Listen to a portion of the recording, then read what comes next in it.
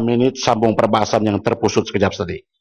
Sila. Selepas itu Menteri bersedia untuk menjawab. Terima kasih, Tuan Ketua. Saya faham bahasa Menteri Arau, capui ero. Itu dia pun capui. Jadi elok lah. Saya tak kata kat you tau. Teruskan perbahasan. Memang style capui macam tu lah. Baik, saya nak dapat penjelasan Menteri berasas pada hujah rakan saya daripada Langkawi. Dia ucapkan terima kasih kerana Langkawi tak termasuk, Labuan tak termasuk dikenakan GST. Bila pagi tadi dia kata bahawa kerana itu pelebuhan kawasan bebas cukai. Adakah kerajaan berhasrat untuk mewujudkan kawasan bebas cukai di setiap kawasan parlimen? Supaya semua orang tak kena, ada tempat-tempat yang setiap kawasan parlimen tu tak kena GST dan juga dia memang bebas cukai. Jadi bagi saya bahawa saya nak sebutnya, nak menunjukkan bahawa hujah Langkawi itu memang hujah orang tak boleh gigi mai pagi-pagi. Jadi Tan Sri Yang di-Pertua, saya nak juga minta penjelasan daripada pihak kerajaan. Apakah kerana kesalahan, kelemahan kerajaan dalam pengurusan negara, pengurusan keuangan ini, akhirnya kesalahan dan dosa itu terpaksa ditanggung oleh rakyat? Ini seperti mana yang disebut oleh Gua Musang baru-baru ini, bahawa pemberian subsidi kepada IPP itu ada satu dosa yang tidak boleh dimaafkan oleh rakyat. Jadi apakah juga dengan segala ketirisan macam saya katakan tadi yang berkaitan dengan pemberian projek sampai 20 juta dengan grant sampai berapa puluh juta itu kepada syarikat yang bankrupt.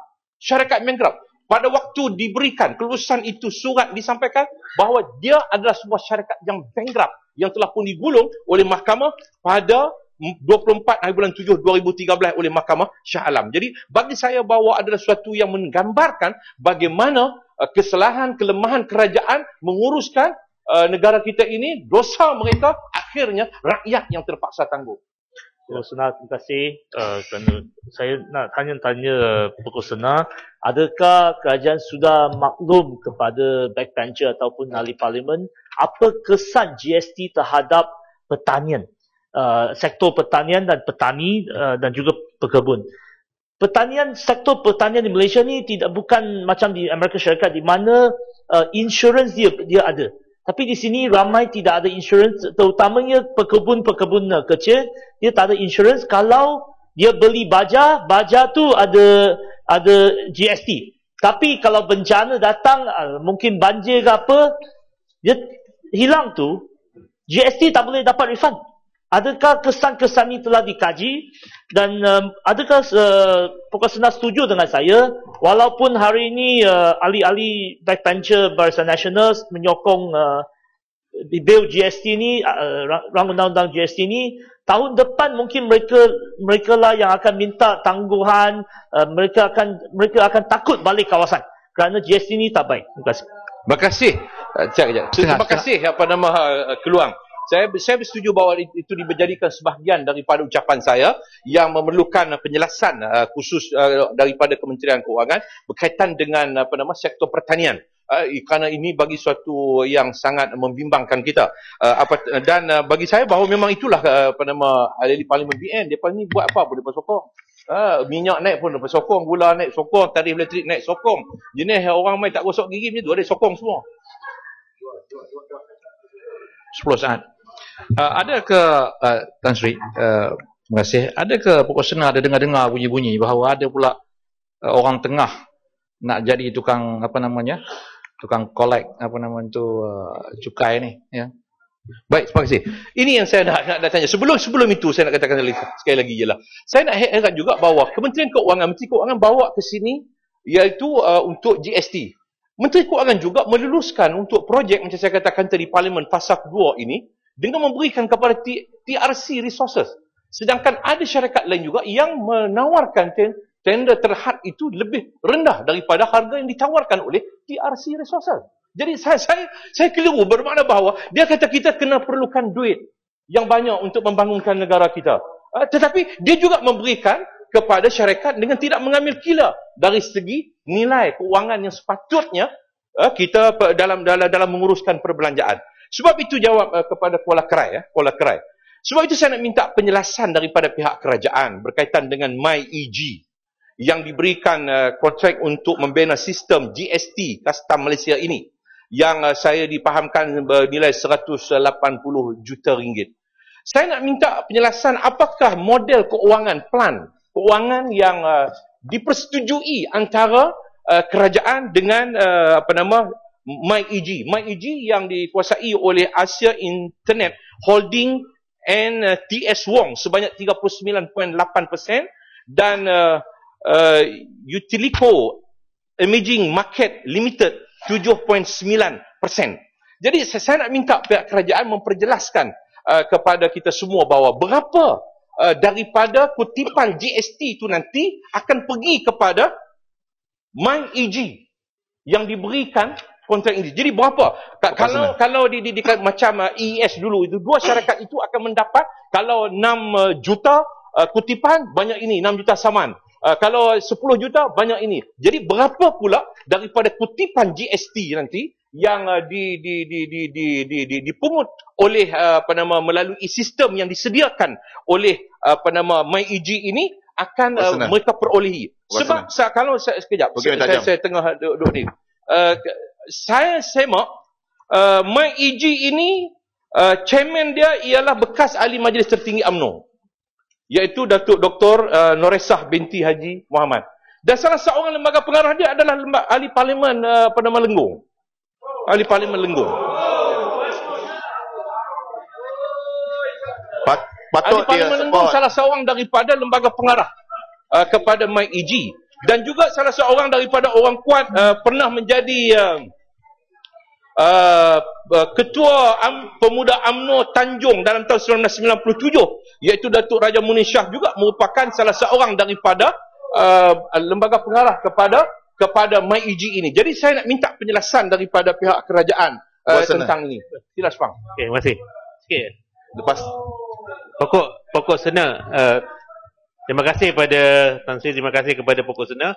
Pokok Sena, saya ingin bertanya pada Pokok Sena, adakah Pokok Sena bersetuju sebenarnya maklumat ni telah pun dah jadi public knowledge, kerana dalam artikel dalam The Sun Daily, Nadi Suara juga telah menulis artikel ini, The Age pun telah menulis, dan apa yang kita risau adalah ada maklumat yang mengatakan ada profit sharing, mana akan ditubuhkan MyEG Consortium yang akan dapat pulangan daripada cukai-cukai di GST ini. Kalau ini benar-benar berlaku, bermakna the idea of collecting cukai itu dah tak betul. Kerana cukai yang diperolehi sepatutnya pergi kepada consolidated fund.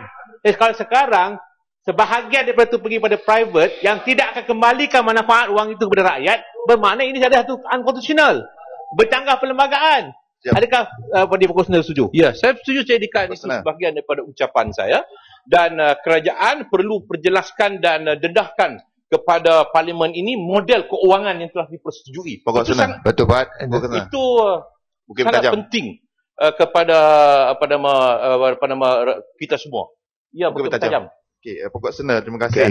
Bercakap tentang kos pentadbiran dan juga pungutan. Ini Pokok Sena bukan strategi untuk menambah masa ini. Mengasih laluan kepada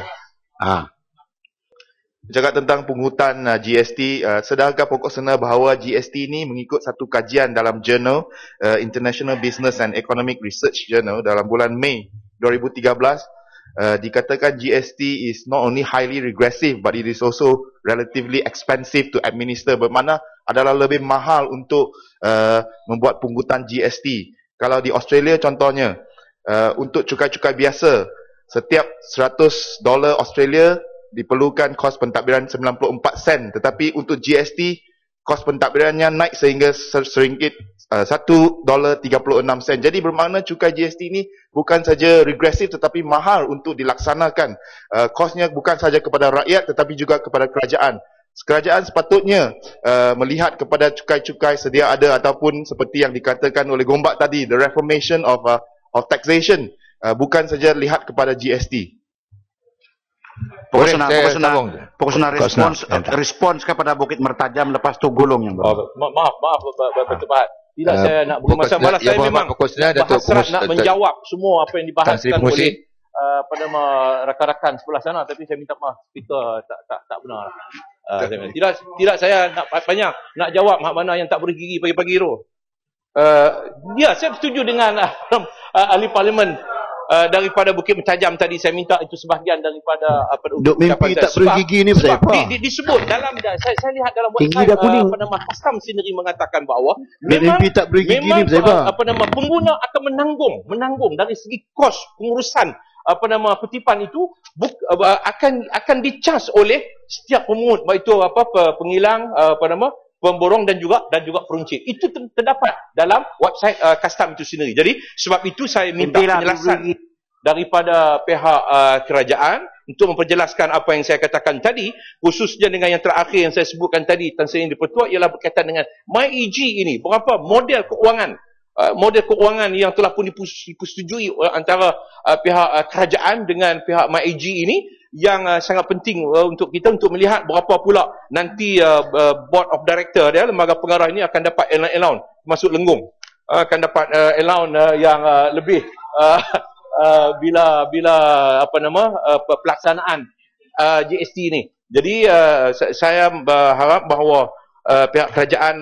untuk pertimbang untuk bersedia untuk tarik balik GST ini, dan saya nak duduk dengan hasrat untuk membantah dan menolak rang undang ini. Terima kasih, Tan Sri. Terima kasih, Menteri.